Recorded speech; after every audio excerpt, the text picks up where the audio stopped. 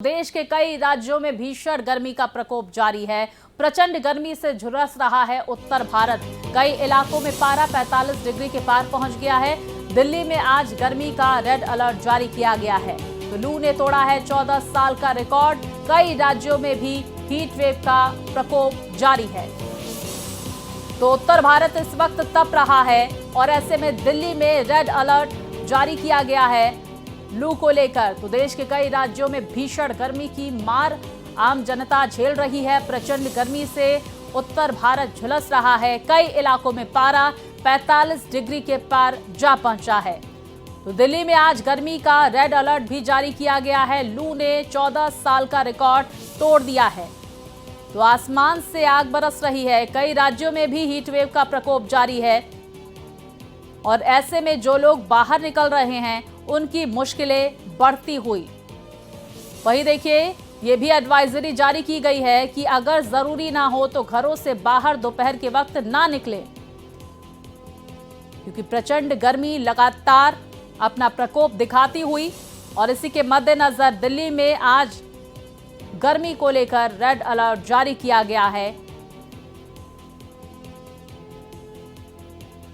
पूरे उत्तर भारत में भीषण गर्मी और लू का प्रकोप जारी है। प्रयागराज में पारा 47 डिग्री के पार है। राजधानी लखनऊ की अगर बात की जाए तो 46 डिग्री के पार वहां पर तापमान है। उत्तर प्रदेश का ये हाल हम आपको बता रहे हैं। आज गर्मी से राहत की कोई उम्मीद फिलहाल नहीं है। तो उत्तर भारत में भीषण गर्मी और लू का प्रकोप। प्रयागराज में पारा जो है वो 47 डिग्री के पार पहुंच गया है और प्रयागराज का ही नहीं, लखनऊ का भी कुछ अमूमन यही हाल है। 46 डिग्री के पार लखनऊ में तापमान दर्ज किया गया।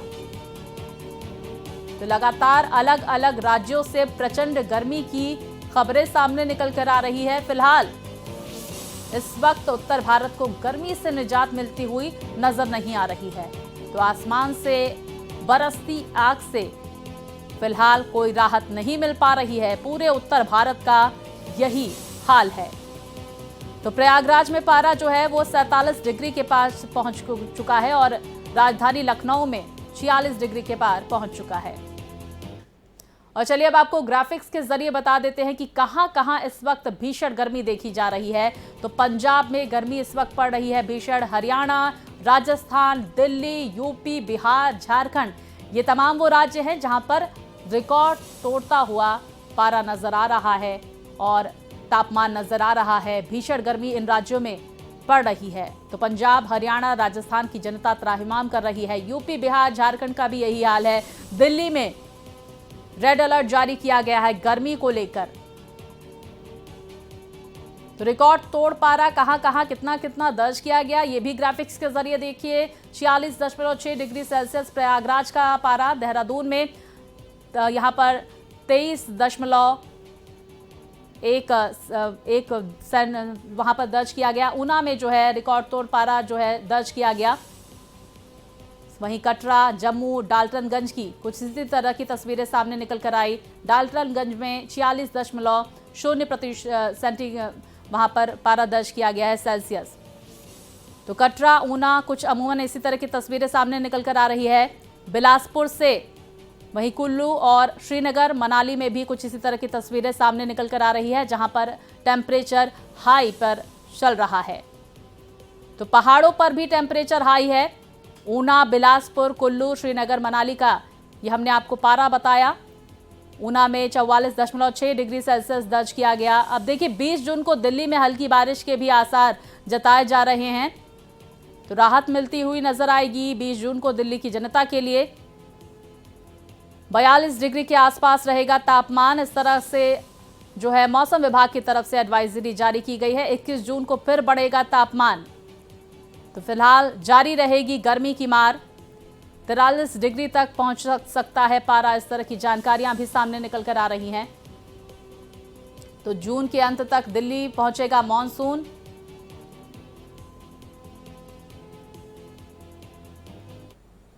तो भाई तमाम तस्वीरें हम तक पहुंचाने के लिए मेरे दो सहयोगी मेरे साथ जुड़ गए हैं। आदित्य हमारे साथ दिल्ली से जुड़ गए हैं, अभिषेक भी हमारे साथ जुड़ेंगे, लेकिन अनुज हमारे साथ जुड़ गए हैं लखनऊ से।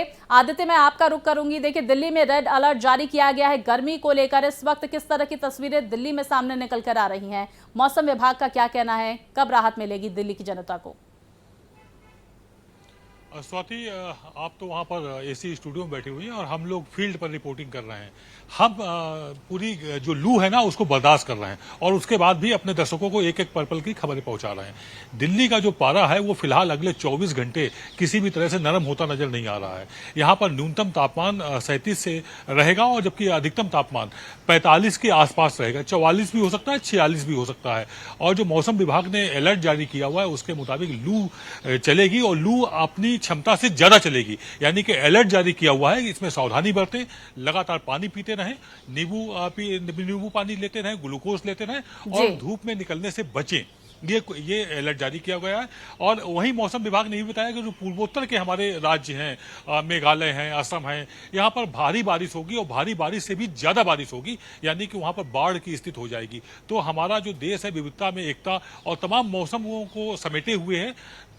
उसी तरह से कहीं बारिश है बहुत ज्यादा, तो कहीं पर लू का अलर्ट है, बहुत हैवी अलर्ट जारी किया हुआ है। अब आपने अभी दर्शकों को बताया स्वाति कि तमाम पहाड़ के ऐसे क्षेत्र जिसमें कुल्लू है, मनाली है, जम्मू है, अगर यहाँ पर गर्मी आ रही है और यहाँ पर लोग पसीने छोड़ रहे हैं तो आप अंदाजा लगाइए दिल्ली, उत्तर प्रदेश, पंजाब और हरियाणा में क्या कुछ होगा। यहाँ पर गर्मी का सितम पूरी तरह से अपने शीर्ष पर है और लोग पूरी तरह से बेहाल है। जी बिल्कुल, देखिए बेहाल है लोग, लेकिन हमारी जिम्मेदारी, और ये जिम्मेदारी आदित्य पहुंचा रहा है। उन्होंने जिक्र किया मैं एसी के स्टूडियो में हूँ और जाहिर सी बात है, देखिए हम क्योंकि घरों पर है तो हम समझ नहीं पा रहे हैं कि इस वक्त बाहर किस तरह की गर्मी है, लेकिन भीषण हाल है इस वक्त पूरे उत्तर भारत का।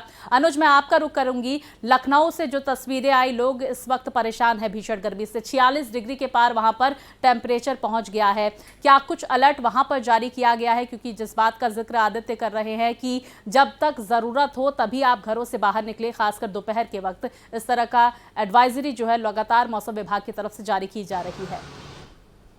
बिल्कुल स्वाति, जिस तरह झुलसा देने वाली गर्मी से सभी लोग परेशान है। पूरा राजधानी समेत उत्तर प्रदेश में प्रकोप लगातार जारी है और इसी देखते हुए मौसम विभाग ने साफ तौर पर चेतावनी दी है कि अगर जरूरत ना हो तो घरों से बाहर ना निकले। और जिला प्रशासन ने भी कहा है कि 12 से 4 के बीच घरों में ही रहे, एहतियाती तौर पर घर पर ही रहे। अब जरूरी हो तभी निकलने की कोशिश करें और उसके लिए साफ तौर पर तमाम जगह जो चौक चौराहे हैं वहां पर फील्ड अफसर जो तैनात है उनके लिए भी हिदायत दी गई। उसके साथ कूलिंग पॉइंट सेंटर बनाए गए। जो राहगीर आ जा रहे हैं, किसी की अगर तबियत खराब होती तो कूलिंग सेंटर बनाया गया जहां पे रुक कर विश्राम कर सकते हैं। वहां पर कूलर लगाए गए हैं, वहां पे पंखों का इस्तेमाल किया जा रहा है, वहां फैन लगाए गए हैं और तमाम तरह के जो कलेक्ट्रेट प्रशासन के जो भी अमले के जो अफसर है वहां फील्ड पे तैनात किए। और फील्ड अफसर जो ट्रैफिक को लेकर जो यातायात रहते हैं उनके लिए अम्ब्रेला से लेकर ट्रैफिक एसी हेलमेट का प्रयोग किया जा रहा है। यानी तमाम तरह के जिस तरह से ये प्रकोप जारी, भीषण गर्मी जारी, देख सकते हैं फील्ड पर लगातार रिपोर्टिंग कर रहे हैं। तो पूरे आसपास का जो इलाका है, इमारतें हैं, जो पेड़ हैं और जो ये रोड है, पूरे एकदम धधक उठाई है। पूरा एकदम जैसा लग रहा है कि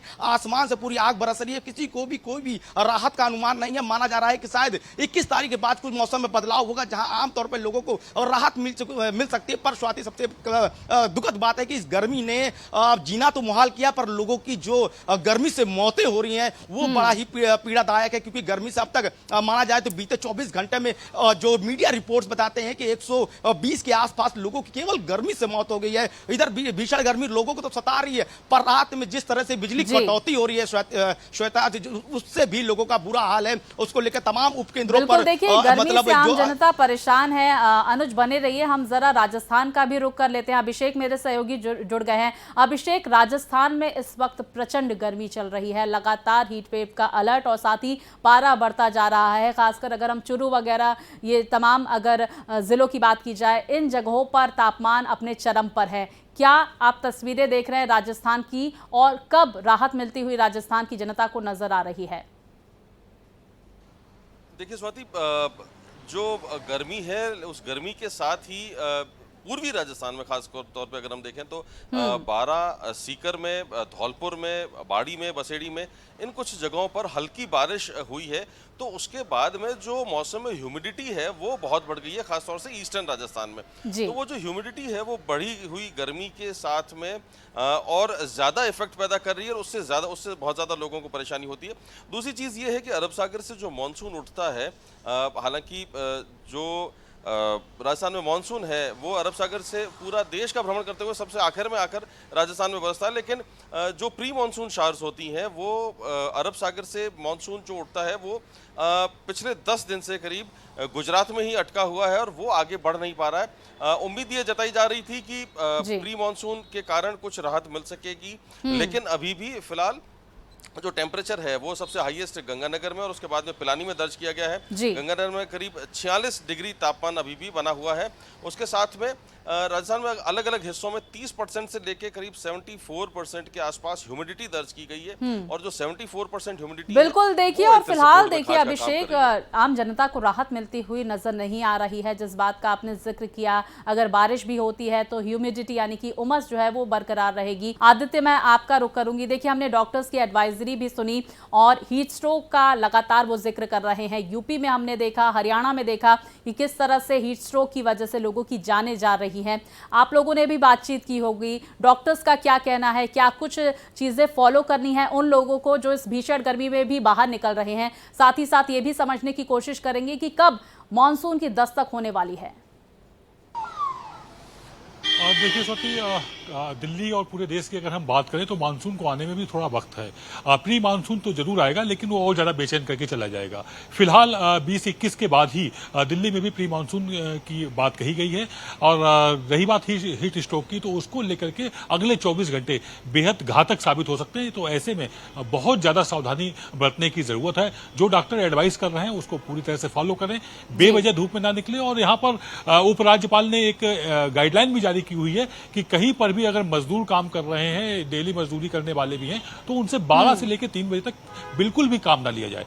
इसके अलावा अगर हम दिल्ली की बात करें तो यहाँ पर 26 अस्पतालों में स्पेशली 2-2 बेड आरक्षित रखे गए हैं, जिनमें कोई भी हीट स्ट्रोक का यदि मरीज आता है तो उसको प्राथमिकता से इलाज हो सके, उसमें कोई लापरवाही ना हो सके। इसके अलावा यहाँ पर LNGP है, वहां पर 5 बेड रखे गए हैं और आइस बेड भी तैयार किए गए हैं। यानी कि अगर कोई हीट वेव का मरीज आता है तो उसको आइस बेड में लिटाया जाएगा ताकि उसको तत्काल फायदा हो सके। जैसा कि अभी हमारे दर्शकों को एक डॉक्टर भी एडवाइस कर रहे थे कि पानी पीते रहें, खाली पेट ना निकले, कुछ ना कुछ खा के निकले। गाड़ियों में बहुत आग लग जाती है, ऐसे में तो गाड़ी को लगातार बहुत लंबा ना चलाएं। बिल्कुल देखिए, हाइड्रेटेड रखें और इन तमाम बातों का जिस बात का आप जिक्र कर रहे हैं वो दर्शक इस बात का जरूर ध्यान रखें। अनुज, मैं आपका रुख करूंगी। अच्छा, यूपी गवर्नमेंट की तरफ से हीट वेव को लेकर क्या कुछ अब कदम उठाए जा रहे हैं? हॉस्पिटल में किस तरह की व्यवस्थाएं आप देख रहे हैं? जिस बात का जिक्र आदित्य कर रहे हैं कि तमाम अरेंजमेंट्स भी जो है वो चिकित्सालयों में की जा रही है। हाँ बिल्कुल, जिस तरह से आदित्य जी ने बताया कि जिस तरह से दिल्ली के हॉस्पिटल 26 हॉस्पिटल को आरक्षित कर दिया गया है, जिसमें प्राथमिक उपचार के लिए लोगों को पहले आइस बेड के लिए व्यवस्था की है कि किसी तरह कोई भी तकलीफ ना हो। सेम उसी तर्ज पे उत्तर प्रदेश के भी तमाम तरह के शासनादेश जारी कर दिए गए हैं कलेक्ट्रेट की तरफ से, CMO की तरफ से, कि जो भी जो हॉस्पिटल है उसको अलर्ट मोड पर रखा जाए। किसी तरह कोई भी अगर केसेस आते हैं, पेशेंट्स आते हैं, तो तुरंत उसको प्राथमिकता के आधार पर उसका उपचार किया जाए। इसके लिए पूरा प्रशासन अमला मुस्तैदी से कार्य कर रहा है और उसके लिए अलग से वार्ड भी आरक्षित किया गया है, जहां पर अगर ऐसे क्रिटिकल कंडीशन आते हैं तुरंत डॉक्टर वहां पर तैनात रहे। उसके साथ जो भी उसके जूनियर डॉक्टर हैं वो भी वहां पे मुस्तैद है। इसलिए जो इस तरह के जो केसेस आ रहे हैं उसको लेकर साफ तौर पर गंभीर है सरकार और उसको लेकर प्रशासन भी गंभीर है। इसलिए देखा जा रहा है। बिल्कुल देखिए, और इसी को लेकर लगातार अनुज एडवाइजरीज भी जारी हो रही है। अभिषेक के पास मैं आऊंगी। अभिषेक, आपका इस पर रिएक्शन करना चाहूंगी। राजस्थान सरकार क्या कदम उठा रही है भीषण गर्मी के मद्देनजर? देखिए, राजस्थान में पिछले करीब 1.5 महीने से जितने भी जिला चिकित्सालय स्तर के जो अस्पताल हैं उन सभी अस्पतालों में डेडिकेटेड वार्ड बनाया हुआ है। गर्मियों की शुरुआत करीब 1-1.5 महीने पहले जब भीषण गर्मी पड़ना शुरू हुई थी और जब हीट वेव से मौतें होना शुरू हुई थी, तो उसी वक्त चिकित्सा विभाग की जो ACS है शुभ्रा सिंह, उन्होंने मीटिंग लेके बाकायदा सारे जो CMHOs हैं पूरे प्रदेश के, उनको ये ऑर्डर जारी कर दिए थे कि हीट वेव से बचने के लिए ज़रूरी एहतियात क्या बरतनी है और किस तरीके से लोगों का इलाज तुरंत मिले। इस वजह से डेडिकेटेड वार्ड, तो वो वार्ड अभी भी फंक्शनल है। हालांकि 45-46 डिग्री के आसपास तापमान है, तो राजस्थान में पिछले कुछ दिनों में सच कैजुअलिटी की कोई बात नहीं आई है, जी। लेकिन उसके बावजूद जो गर्मी के कारण जो मौसमी बीमारियां हैं, जिसमें खासतौर से उल्टियां होना, जी मिचलाना, इस तरीके के जो सिम्टम्स है, उसको लेकर मरीज लगातार प्रदेश के अलग अलग अस्पतालों में आ रहे हैं। जब बहुत ज़्यादा गर्मी, मैं आपको बताऊं कि जब 49 और 50 डिग्रीज के आसपास टेम्परेचर हो गया था राजस्थान में, तो उस वक्त जो बड़े शहर हैं, जिसमें जो बड़े जो संभागीय मुख्यालय हैं, जिनमें उदयपुर, कई जिला मुख्यालय भी हैं, कोटा, जयपुर, धौलपुर, नागौर, जोधपुर, उन सभी जो बड़े शहर हैं, उनमें एक जो फॉगिंग मशीन है उससे बाकायदा पानी का छिड़काव कराया जा रहा था, और वो करीब करीब 15 दिन तक चला। अभी जब टेम्परेचर 3-4 डिग्री कम हुआ है, 46 डिग्री के आसपास प्रदेश में तापमान बना हुआ है, 39 से 46 डिग्री तक अलग अलग जगह पे, तो उस वजह से अभी फॉगिंग तो नहीं करवाई जा रही है जो वाटर फॉगिंग करवाई जा रही थी, लेकिन उसके अलावा जो चिकित्सालय हैं जितने भी, और प्रदेश के हर जिले में जितने भी जिला चिकित्सालय हैं, वहाँ पर एहतियात बरतने के विशेष निर्देश, अभी भी वो स्टैंडिंग ऑर्डर्स हैं वहाँ पर, और सभी जो अस्पताल है उनमें डेडिकेटेड जो वार्ड है वो फंक्शन कर रहे हैं। बिल्कुल, देखिए, और इसी को लेकर अलर्ट भी कर दिया गया है हॉस्पिटल्स को। आदित्य, मैं आपके पास आऊंगी। अगर दिल्ली की हम बात करें तो एक तरफ गर्मी की मार और दूसरी तरफ देखिए पानी की किल्लत लगातार बनी हुई है। सबसे ज्यादा प्रभावित जो इलाके हैं वो कौन कौन से हैं दिल्ली में, गर्मी और पानी को देखते हुए? देखिए स्वाति, गर्मी तो पूरे दिल्ली में ही काफ़ी प्रचंड हो गई है, और काफ़ी ज़्यादा उसने अपना एक तरह से कह सकते हैं विकराल रूप लिया हुआ है, जिसकी वजह से कई मौतें भी हुई हैं। हालांकि उसके लिए उचित बंदोबस्त के निर्देश दिए गए हैं, लेकिन जरूरतमंद लोग निकलते ही हैं, वो गर्मी की परवाह नहीं करते और लापरवाही कहीं ना कहीं हो ही जाती है। तो इसको लेकर के एक निर्देश ये भी दिया गया है कि यदि मजदूरों से काम लिया जा रहा है तो उनको वहां पर लगातार जितनी देर वो काम करें वहां पानी की व्यवस्था रहे, पेयजल रहे, और इसके अलावा अगर जरूरत पड़े तो ओरल का जो घोल होता है वो भी मिले उनको वहां पर नींबू रहे, शिकंजी रहे, इस तरह की व्यवस्थाएं। और अगर पूरी दिल्ली की बात करें तो आज जब हम दिल्ली में घूम रहे थे स्वाति, रिपोर्टिंग कर रहे थे, तो मैंने देखा तमाम जगह पर लगातार शरबत बांटे जा रहे हैं, शिकंजी बांटी जा रही है। तो इस तरह से जो संपन्न लोग हैं, सक्षम लोग हैं, वो इस बात का ख्याल रख रहे हैं, और एक तरह से ये सामाजिक कार्य, सामाजिक सेवा लगातार चल रही है। पानी का संकट दिल्ली में बहुत ज्यादा गहरा गया है।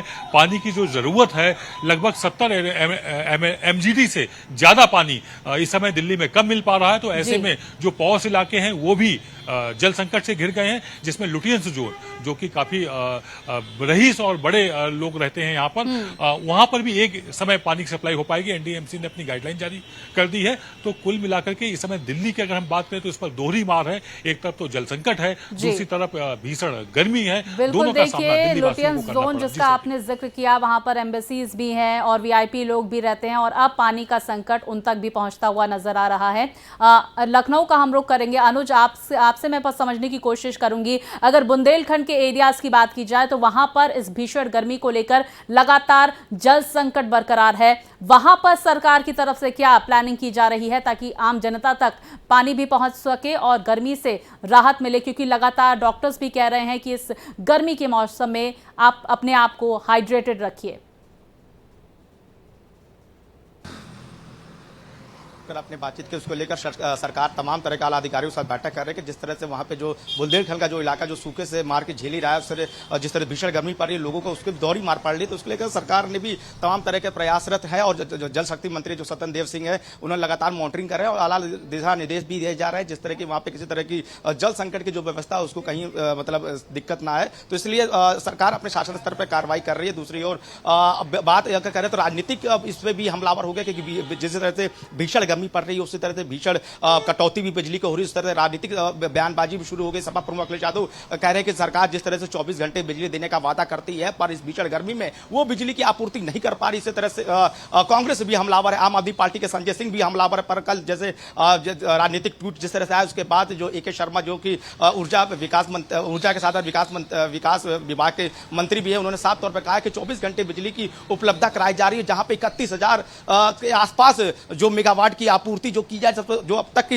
अन्य राज्यों से सबसे अधिक है, क्योंकि अभी तक 28,000 मेगावाट की आपूर्ति उत्तर प्रदेश अकेले कर रहा था, पर अब ये जाकर 31,000 का मेगावाट की बिजली की आपूर्ति खुद उत्तर प्रदेश यानी यूपी कर रहा है। तो अपने आप एक बड़ा रिकॉर्ड है और लगातार बिजली आपूर्ति की जा रही, किसी तरह कोई भी कटौती कहीं की जा रही, कंप्लेन अगर आ रही है तो तुरंत उसका संज्ञान लेते हुए तुरंत उसका निस्तारण किया जा रहा है। फिलहाल इस तरह की राजनीतिक मतलब बातें नहीं करनी चाहिए, क्योंकि भीषण गर्मी है, सभी लोग इसको झेल रहे हैं और उसको लेकर जो भी है मतलब कि हिदायत देनी चाहिए, जागरूकता करनी चाहिए, पर इस तरह की राजनीतिक बातें करने से कोई मतलब नहीं। इसलिए कल जो ऊर्जा मंत्री थे AK शर्मा साफ तौर पर कहा कि 24 घंटे बिजली, जिस पर फिर राजनीतिक ट्वीट आया कि इस तरह का केवल शुगुफा है और केवल फाइलें गुलाबी हैं, हालांकि बिजली मुहैया नहीं कर रहे और भीषण गर्मी की मार से लोगों की जान तो जा ही रही है, पर बिजली भी कहीं ना कहीं लोगों को परेशान कर रही है। जी श्वेता जी, बिल्कुल, देखिए लगातार एक तो गर्मी, पानी का संकट और बिजली भी अब परेशान करती हुई। अभिषेक, मैं आपका रुख करूंगी। अच्छा, ये समझने की कोशिश जिस बात का आदित्य और अनुज जिक्र कर रहे थे कि क्या राजस्थान में भी कुछ इसी तरह की स्थिति देखने को मिल रही है, बिजली संकट भी वहां पर हो रहा है, जल संकट भी